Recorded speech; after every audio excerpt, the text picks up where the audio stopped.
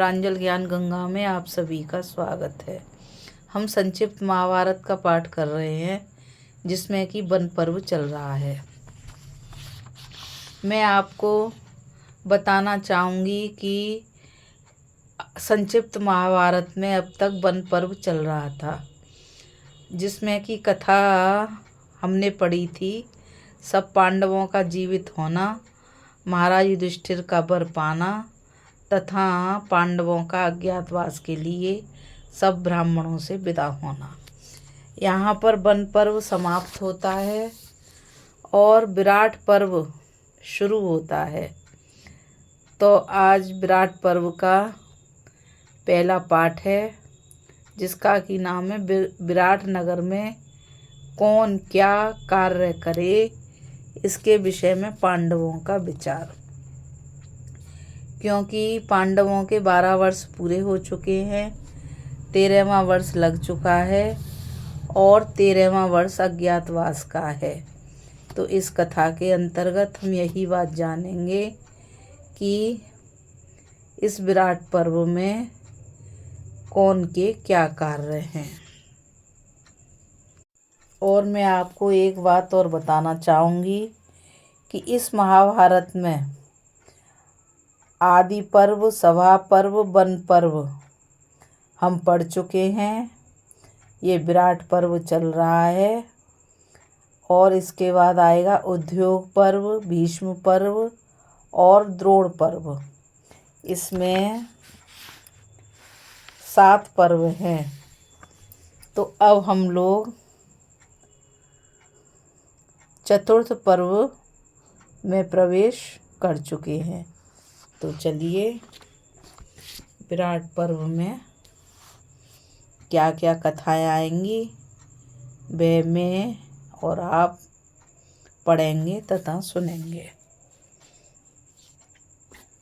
नारायणं नमस्कृत्य नरं चैवं नरोत्तमं देवी सरस्वतीं व्यासं ततो जयमुदीर एतः।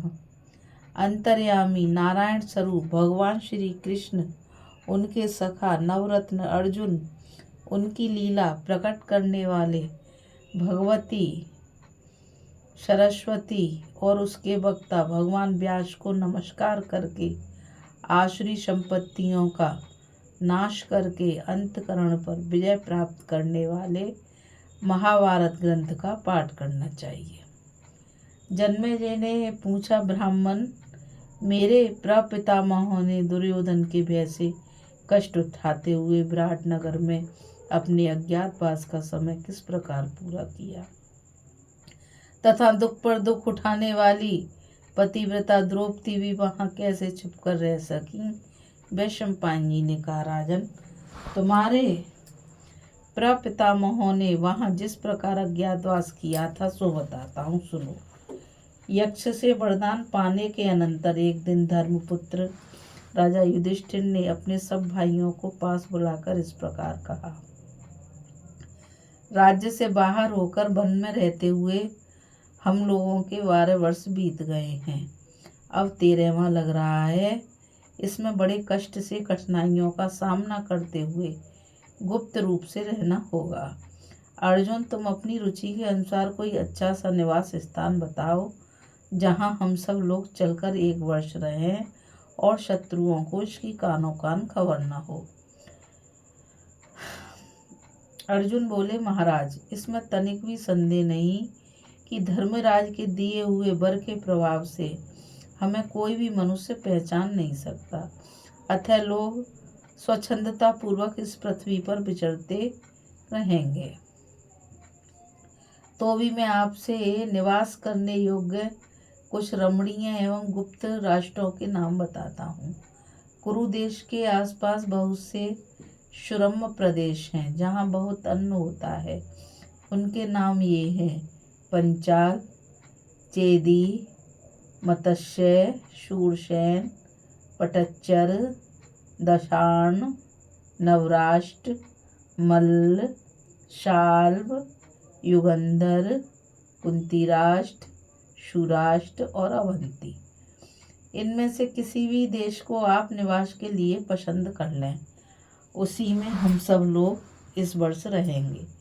युधिष्ठिर ने कहा, तुम्हारे बताए हुए देशों में से मत्स्य देश का राजा विराट बहुत बलवान है और पांडु वंश पर प्रेम भी रखता है। साथ ही वह उदार, धर्मात्मा और वृद्ध भी है। इसलिए विराट नगर में ही हम 1 वर्ष तक निवास करें और राजा का कुछ काम करते रहें। किंतु अब तुम लोग यह बताओ कि मत्स्य देश में रहते हुए हम राजा विराट के किन किन कामों को कर सकते हैं। अर्जुन ने पूछा, नरदेव, आप उनके राष्ट्र में कैसे रह सकेंगे अथवा कौन सा काम करने से विराट नगर में आपका मन लगेगा। युधिष्ठिर बोले, मैं पासा खेलने की विद्या जानता हूँ और वह खेल मुझे पसंद भी है। इसलिए कंक नामक ब्राह्मण बनकर राजा के पास जाऊंगा और उनकी राजसभा का एक सभासद बन जाऊंगा। मेरा काम होगा राजा, मंत्री तथा राजा के संबंधियों को पासा खिलाकर प्रसन्न रखना। भीमसेन, अब तुम बताओ कौन सा काम करने से विराट के यहाँ प्रसन्नता पूर्वक रह सकोगे।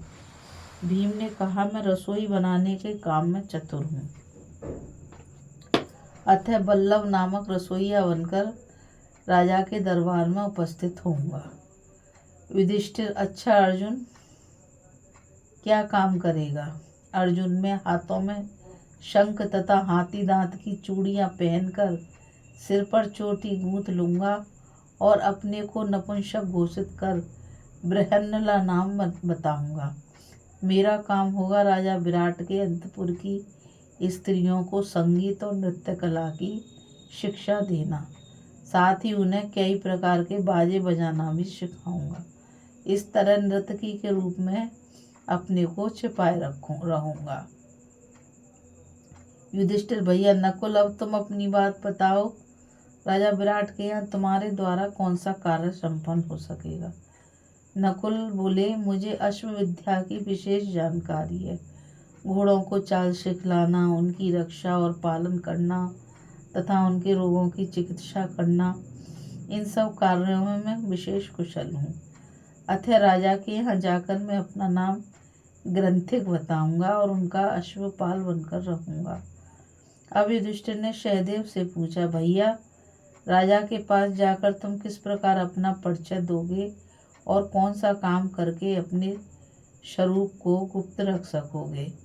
सहदेव ने कहा, मैं राजा विराट की गौओं की संभाल रखूंगा। कितनी ही उद्धत गो क्यों ना हो, मैं उसे काबू में कर लेता हूँ। गौओं के दोहने और परीक्षा करने में भी मैं कुशल हूँ। गौओं के जो लक्षण या चरित्र मंगलमय होते हैं उनका भी मुझे अच्छा ज्ञान है। मैं उन सब लक्षणों वाले बैलों को भी जानता हूँ जिनके इसलिए मैं गौओं की सेवा करूँगा। मेरा नाम तंती पाल, मुझे कोई पहचान नहीं सकता। मैं अपने कार्य से राजा को प्रसन्न कर लूँगा। अब युधिष्ठिर द्रौपदी की ओर देखकर कहने लगे, यह द्रुपद कुमारी तो हम लोगों को प्राणों से भी अधिक प्यारी है।